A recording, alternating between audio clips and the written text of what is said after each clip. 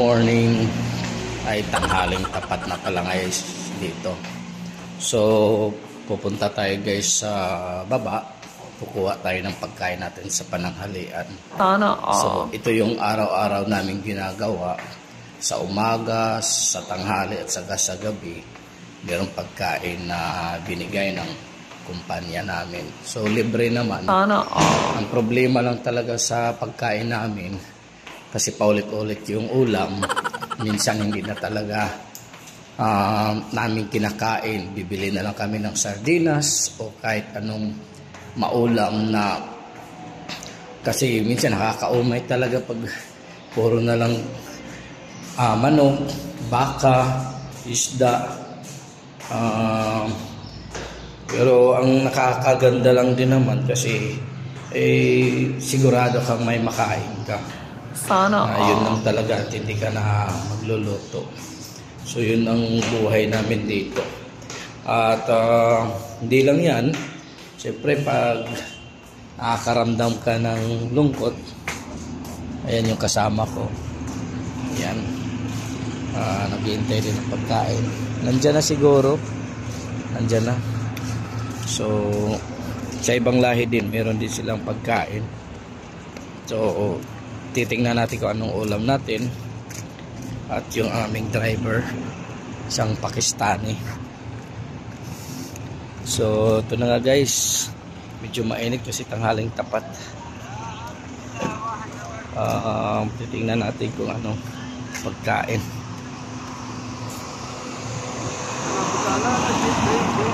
Ito yung delivery namin ng pagkain. Filipino foods naman din siya ang pagkain. So yan, kinukuha na. Yes. Ayan, friend Philippines Zindabad, Philippines good. Ito may dalawa pa doon. Guys,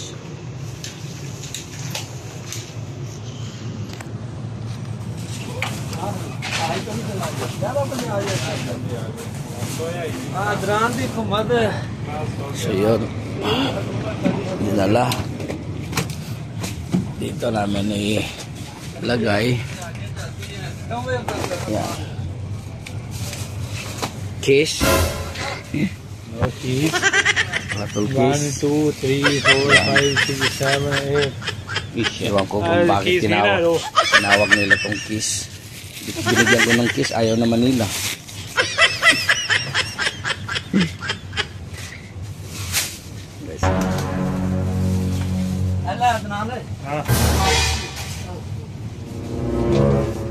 Ito kain namin.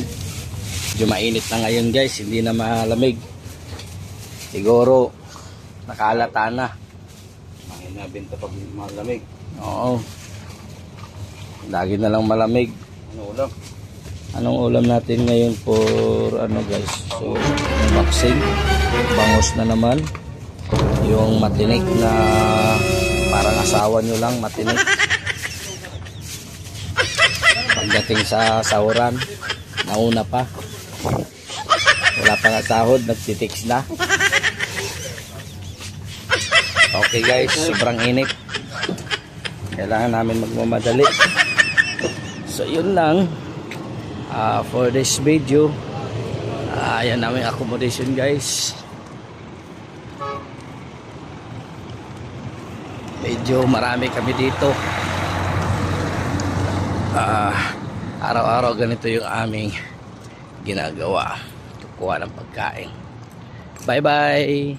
Please subscribe my YouTube channel and my Facebook page.